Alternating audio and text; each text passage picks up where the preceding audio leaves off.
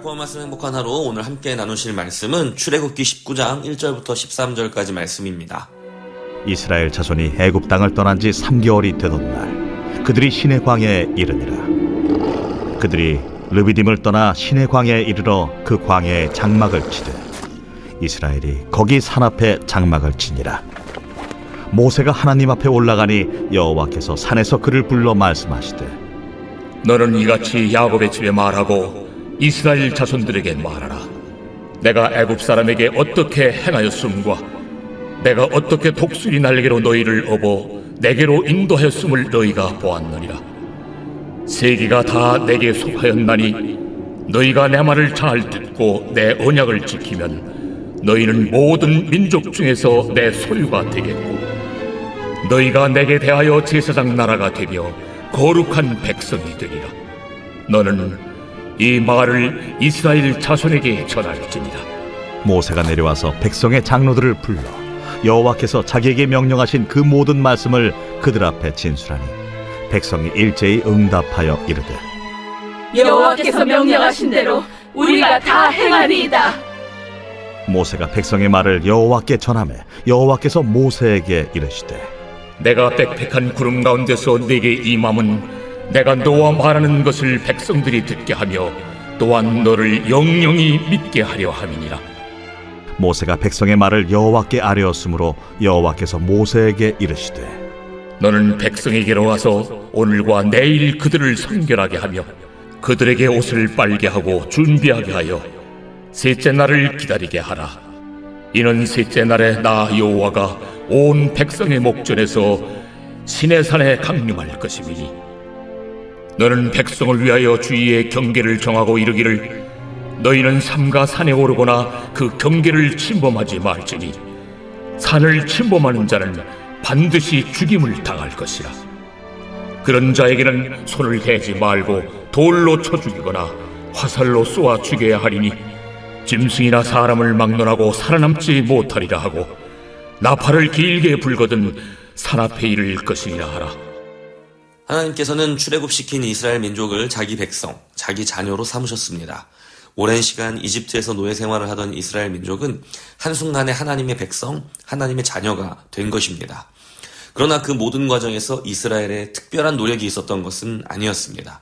하나님은 주권적인 은혜로 그들을 구원하셨고 이스라엘은 전적인 하나님의 은혜 안에서 하나님의 백성과 자녀가 된 것입니다. 이스라엘의 민족의 정체성이 이집트의 노예에서 하나님의 자녀로 한순간에 바뀌었지만 그들 몸에 배인 습관은 그렇지 않았습니다. 그들은 여전히 이집트의 노예 상태에 머문 듯 보였습니다. 이집트에서 먹던 음식을 그리워했고 그 시절에 누리던 그 즐거움을 그리워했습니다.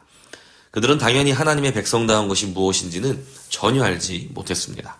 하나님께서는 그런 이스라엘에게 자신이 이스라엘을 사랑하는 아버지이며 이스라엘은 이제 하나님의 사랑과 보호를 받는 자녀가 되었음을 알려주십니다. 내가 애굽 사람에게 어떻게 행하였음과 내가 어떻게 독수리 날개로 너희를 업어 내게로 인도하였음을 너희가 보았느니라. 하나님께서는 마치 독수리가 큰 날개로 새끼들을 품고 돌보듯이 이집트로부터 이스라엘 백성을 돌보고 빼내셨습니다. 독수리는 새끼들에게 나는 법을 알려주기 위해 새끼들을 둥지에서 떨어뜨려 그들로 하여금 날 수 있게 합니다. 만일 그들이 날지 못하고 버둥거리면 어미 독수리는 그들을 잡아채서 자신의 강한 날개 위에 태웁니다.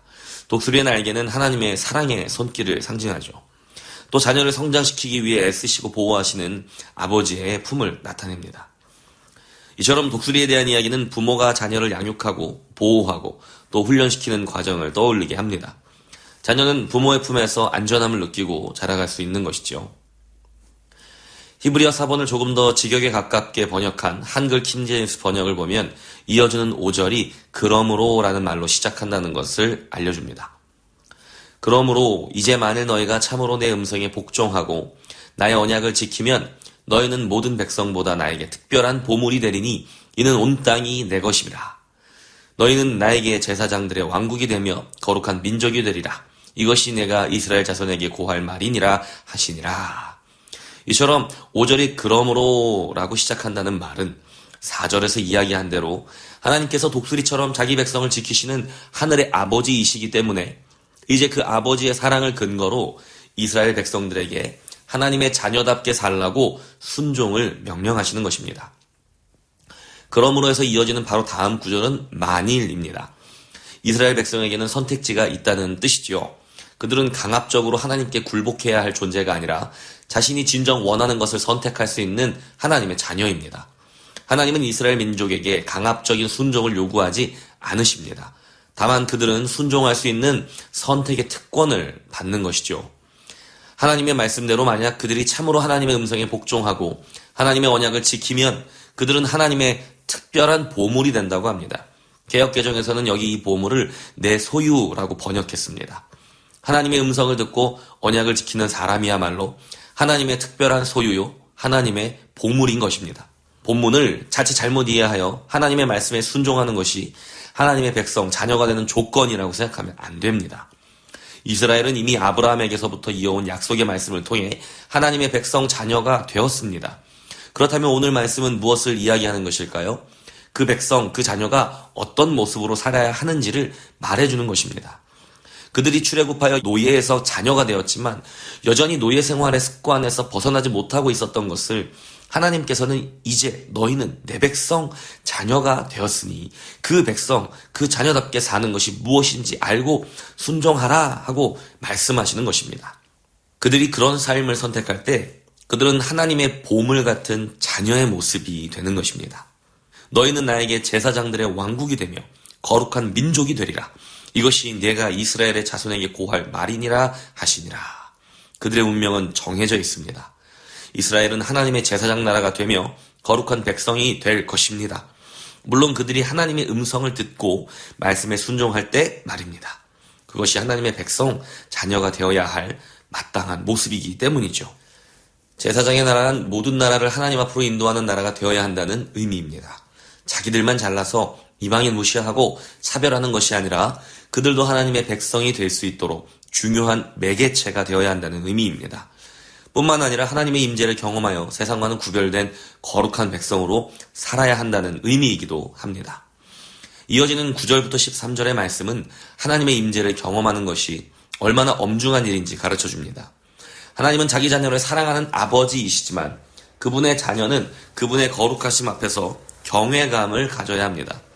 그래서 이스라엘은 광야 학교에서 하나님의 백성, 하나님의 자녀의 모습이 어떠해야 하는지 배우고 있는 것입니다. 그러나 그들은 제사장의 나라로서의 역할도 거룩한 백성의 모습도 온전히 보이지 못했고 실패했습니다. 그 실패를 덮고 새로운 이스라엘로 이 땅에 오신 분이 바로 우리 예수님이십니다. 예수님은 마침내 모든 민족이 하나님께 돌아올 수 있도록 대제사장으로서의 사역을 완수하셨습니다. 그리고 거룩한 백성 하나님의 자녀로서의 삶이 무엇인지 몸소 본을 보이셨습니다. 그리고는 제사장의 나라 하나님의 거룩한 백성이라는 이름을 교회에게 주셨습니다. 신약 성경은 곳곳에서 누가 아브라함의 자손이며 누가 하나님의 거룩한 백성, 자녀인지 담대하게 선포하고 있습니다. 하나님의 백성, 하나님의 자녀란 혈연관계 이상의 것이 되었습니다. 에베소서 2장 12절의 말씀입니다. 그때의 너희는 그리스도 밖에 있었고 이스라엘 나라의 밖의 사람이라. 약속의 언약들에 대하여는 외인이요 세상에서 소망이 없고 하나님도 없는 자이더니 19절입니다. 그러므로 이제부터 너희는 외인도 아니요 나그네도 아니요 오직 성도들과 동일한 시민이요 하나님의 권속이라. 또한 베드로전서 2장 9절의 말씀을 이렇게 말씀하고 있습니다. 그러나 너희는 택하신 족속이요 왕같은 제사장들이요 거룩한 나라요 그의 소유가 된 백성이니 이는 너희를 어두운 데서 불러내어 그의 기이한 빛에 들어가게 하시니에 아름다운 덕을 선포하게 하려 하심이라. 이제 교회는 예수 그리스도의 이름으로 제사장의 나라, 거룩한 백성, 하나님의 보물, 사랑하는 하나님의 자녀가 되어서 하나님이 맡기신 사명을 감당해야 합니다. 이스라엘이 특별한 노력이나 조건을 완수하여 하나님의 백성, 자녀가 된 것이 아닌 것처럼 교회로 하나 된 우리도 노력이나 조건을 완수하여 하나님의 자녀가 되지 않았습니다. 그저 예수 그리스도를 통해 우리에게 부어주신 놀라운 사랑이 우리를 하나님의 자녀가 되도록 은혜를 베풀어 주셨을 뿐입니다. 우리가 아직 죄인 되었을 때 그리스도께서 우리를 위하여 죽으심으로 하나님께서 우리에 대한 자기의 사랑을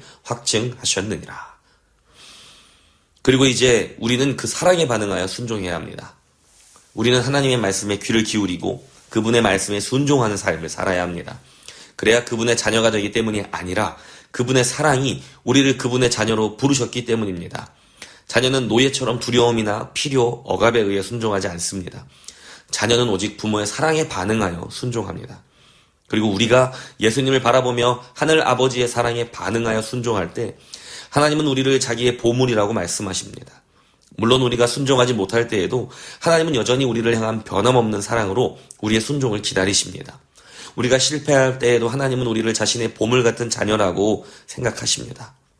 하지만 우리가 마침내 그 사랑에 반응할 때, 그래서 예수님처럼 제사장의 나라답게 거룩한 사람의 모습으로 살아갈 때에 우리는 하나님의 보물다운 모습으로 눈부시게 빛날 수 있는 것입니다.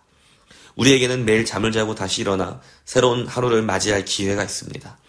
오늘 아침 우리에게는 새로운 선택의 순간이 찾아왔습니다. 우리를 향한 하나님의 사랑에 반응하십시오. 그분의 말씀에 귀를 기울이시고 순종하십시오. 우리의 하늘 아버지께서 오늘 우리를 자기의 보물이라고 온 세상에 자랑하실 것입니다. 말씀에 대한 적용 질문을 나누겠습니다. 첫 번째, 최근에 예수님을 통해 하나님의 사랑을 경험한 기억이 있다면 어떤 것입니까? 두 번째, 그리스도께서 우리를 위해 보여주신 순종이 내 삶에 어떠한 영향을 미치고 있습니까? 세 번째, 예수 안에서 하나님께서 나를 특별한 자녀로 하나님의 보물로 부르신 것이 어떤 변화를 가져왔습니까? 또한 말씀에 대하여 이렇게 함께 기도하겠습니다. 죽기까지 복종하심으로 우리를 향한 사랑을 보여주신 예수님 그리고 하나님 아버지, 우리 안에 계신 성령님을 의지하여 나도 예수님처럼 끝까지 순종하는 믿음으로 하나님의 보물다운 사람이 되기 원합니다. 나와 함께 하시며 나를 도와주시옵소서.